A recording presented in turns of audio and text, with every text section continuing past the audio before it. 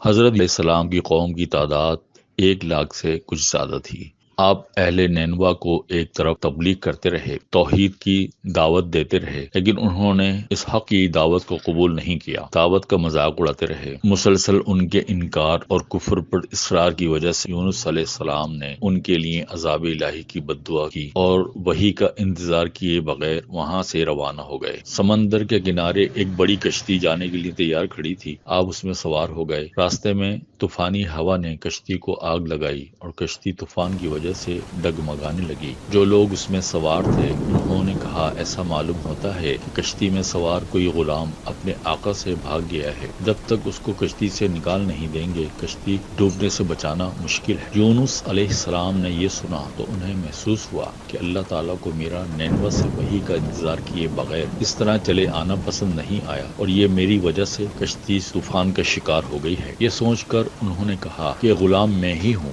جو اپنے آقا سے بھاگا ہوا ہوں، مجھے کشتی سے باہر سمندر میں پھینک دو۔ وہ لوگ اس کے لیے تیار نہ ہوئے اور پھر آپ نے یہ فیصلہ کیا کہ قرآن دازی کی جائے۔ 3 مرتبہ قرآن دازی کی گئی اور ہر مرتبہ آپ ہی کا نام نکلا۔ تب مجبور کر حضرت یونس علیہ السلام نے سمندر میں چھلانگ لگا دی۔ اسی وقت اللہ کے حکم سے ان کو ایک بڑی مچھلی نے نگل لیا اور اللہ تعالیٰ نے مچھلی کو حکم دیا کہ یونس علیہ السلام کو صرف نگلنا ہے، یہ تیری غذا نہیں ہے۔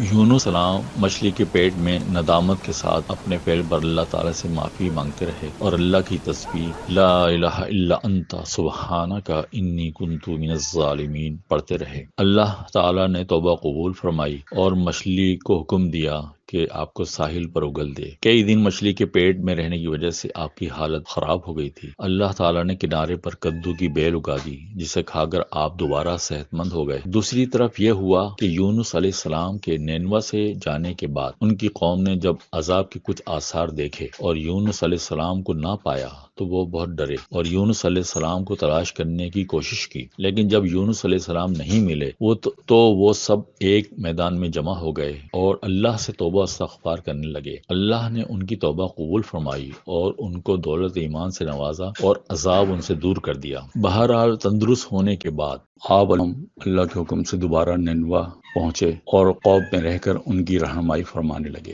آپ کی قوم آپ کو دیکھ کر بہت خوش ہوئی اور آپ سے دین و دنیا کی رہنمائی حاصل کرتی رہی۔ اس واقعے میں جو اہم سبق ملتا ہے وہ یہ ہے کہ مصیبت میں مایوس نہ ہونا چاہیے اور اللہ سے رجوع کرنا چاہیے۔ توبہ کا دروازہ ہمیشہ کھلا ہے، حتیٰ کہ گہرے اندھیروں میں بھی اللہ اپنے نیک بندوں کی حفاظت کرتا ہے۔